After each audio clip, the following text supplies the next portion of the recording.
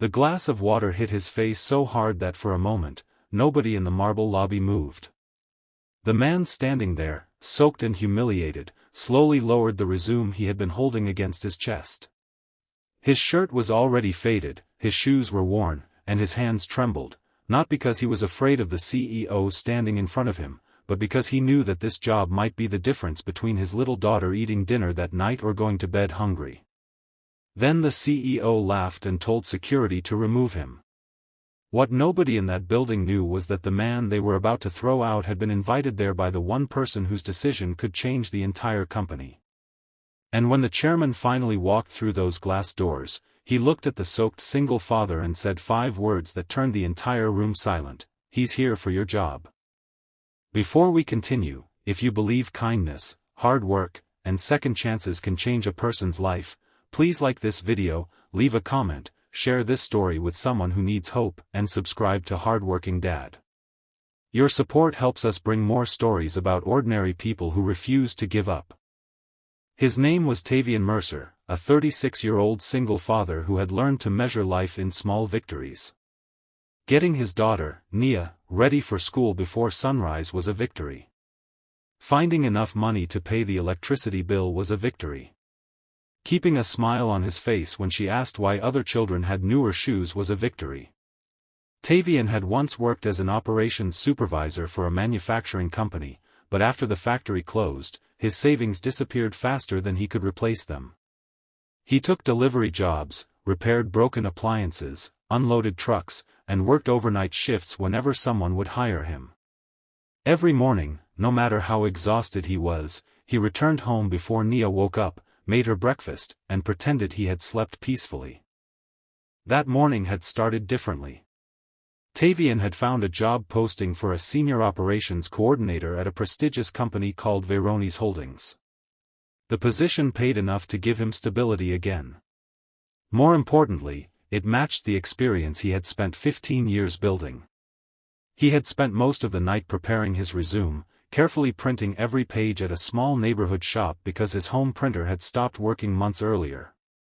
Before leaving, he had knelt beside Nia's bed and watched her sleep. He quietly promised himself that he would do everything possible to give her a better life. Then he put on his cleanest white shirt, straightened his old navy jacket, and walked into the bright headquarters of Veronese Holdings. The lobby looked like another world. Polished stone floors reflected the enormous windows. Employees moved quickly in tailored suits, carrying tablets and expensive leather folders. Tavian stood among them feeling like an outsider, but he reminded himself that hard work had brought him through worse places. He approached the reception desk and explained that he had an interview appointment. The receptionist checked her computer and told him there had been a scheduling change. He could wait until the CEO's office confirmed whether the interview would happen. Tavian thanked her and sat quietly near the reception area, holding his resume with both hands. Then Rexton Vale appeared. At 44, Rexton was known throughout the company for being brilliant, demanding, and impossible to impress. He was the kind of executive who could make an entire conference room stop breathing simply by walking through the door. That morning, he was already irritated because several meetings had gone badly. When he noticed Tavian sitting near reception, his expression hardened. Rexton asked what he was doing there. Tavian stood immediately and respectfully explained that he had come for the operations position. Rexton looked him up and down, noticing the inexpensive jacket and worn shoes. Without reading the resume, he asked whether Tavian had mistaken the building for a charity office. Tavian swallowed his embarrassment and explained that he had the experience required for the position. He tried to hand over his resume. Rexton pushed it away. Then, in a moment that Tavian would remember for the rest of his life, Rexton picked up a glass of water from a nearby table and threw it directly into Tavian's face. The lobby fell silent. Water dripped from Tavian's hair, ran down his cheeks, and soaked the front of his shirt. Rexton told him that companies like Veronese needed professionals, not desperate men looking for handouts. He ordered security to escort Tavian outside. Tavian stood there frozen. His pride screamed at him to fight back, but another voice reminded him of Nia waiting at home. He quietly picked up his resume from the floor, wiped his face with his sleeve, and walked toward the exit. Nobody stopped him. Some employees looked away because they were ashamed. Others pretended not to notice. Tavian reached the glass doors, pushed them open, and stepped into the bright afternoon. He sat on a bench across the street and stared at his soaked resume. One page had become blurred, but the words, "Operations Supervisor," were still visible. He almost cried, but he refused to let the tears fall. He thought about Nia. He thought about the empty refrigerator. He thought about the small pink lunchbox she had asked him to repair because she could not afford another one. Then he heard footsteps behind him. It was an elderly man in a charcoal suit. His name was Aldrin Whitmore, the 72-year-old chairman and founder of Veronese Holdings. Aldrin had not been expected at headquarters until later that afternoon, but he had arrived early because of an urgent matter. From inside his car, he had witnessed what happened in the lobby. He approached Tavian and asked if he was the applicant who had just been humiliated. Tavian tried to explain that it was nothing. Aldrin disagreed. He asked to see the resume. Tavian hesitated before handing it over. Aldrin read every page. His expression changed slowly. Tavian had 15 years of operations experience, had helped rescue a failing production line, had trained dozens of workers, and had once designed a scheduling system that reduced costly delays. He had not been asking for charity. He had been asking for an opportunity. Aldrin looked at Tavian and asked why he hadn't told the CEO about his achievements. Tavian simply answered that people sometimes decided who you were before you got the chance to explain. That answer stayed with Aldrin. Inside the building, Rexton was already preparing for the afternoon leadership meeting. He had no idea that the chairman had entered through the same lobby. Aldrin walked into the executive conference room carrying Tavian's wet resume.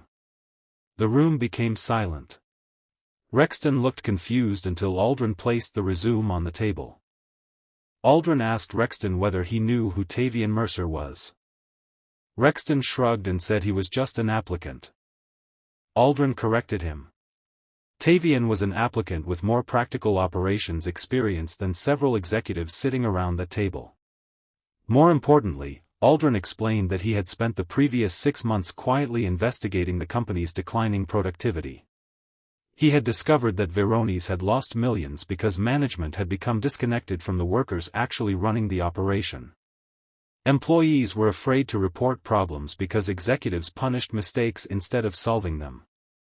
Then Aldrin revealed the reason Tavian had been called for an interview. The board had secretly reviewed external candidates for a new chief operations officer. Tavian was one of the strongest candidates. Rexton's face changed. Aldrin then delivered the sentence nobody expected. "He's here for your job." The room became completely silent. Rexton tried to defend himself, insisting that Tavian had no executive experience and that his behavior in the lobby had been justified. Aldrin stopped him. He said leadership was not about expensive suits, impressive titles, or intimidating people.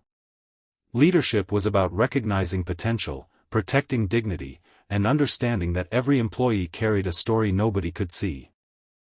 Aldrin told Rexton that the board had already decided to remove him as CEO following a series of serious leadership failures. His treatment of Tavian had only confirmed what the board already suspected. Tavian was brought back inside. This time, he entered the lobby differently. The same employees who had watched him leave with his head lowered now watched as the chairman personally walked beside him. Tavian was offered the opportunity to interview for the Chief Operations Officer position. He did not accept immediately. Instead, he asked Aldrin whether the company truly wanted someone who had struggled financially, someone who had worked nights, someone who had raised a child alone. Aldrin smiled and told him that those were exactly the reasons he wanted him there. Tavian accepted. The first months were difficult. Some executives resisted him. They thought a man who had arrived in a worn jacket had no place in their world.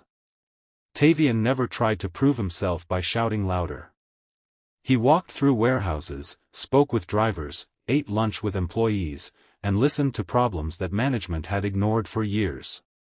He discovered that workers knew exactly where the company was losing money.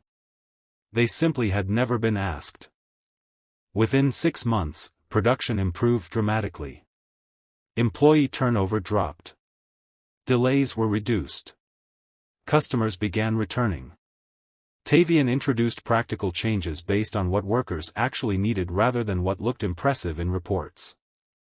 But the greatest change happened at home. One afternoon, Tavian came through his front door carrying a small box. Nia ran toward him. Inside the box was a brand new lunchbox. Tavian told her she could choose any one she wanted. Nia hugged him tightly and asked if this meant things were finally getting better. Tavian held her close and said that things were not perfect, but they were moving forward. Years later, Tavian still kept the damaged resume from that terrible morning. He kept it not as a reminder of humiliation, but as proof that one painful moment did not have to become the ending of his story. And Rexton Vale? He eventually learned that losing a position could be painful, but losing the ability to treat people with dignity was far more costly. Aldrin helped him find a smaller leadership role elsewhere, but only after Rexton spent months working with employees he had once ignored. It was not an easy second chance, but it was a second chance. Tavian never forgot the water. But he also never forgot what happened afterward. Because sometimes life humiliates you just before it changes your direction. Sometimes the door that closes in your face is standing beside another door you never knew existed. And sometimes the person everyone overlooks is carrying exactly the strength an entire organization needs. If this story touched your heart, please take a moment to like the video, share it with someone who is struggling, and subscribe to Hardworking Dad. Your support can help remind another hardworking parent that being overlooked today does not mean being defeated tomorrow. And before the story ends, I have one special request. Comment "second chances" below if you believe every hardworking person deserves an opportunity to prove their worth.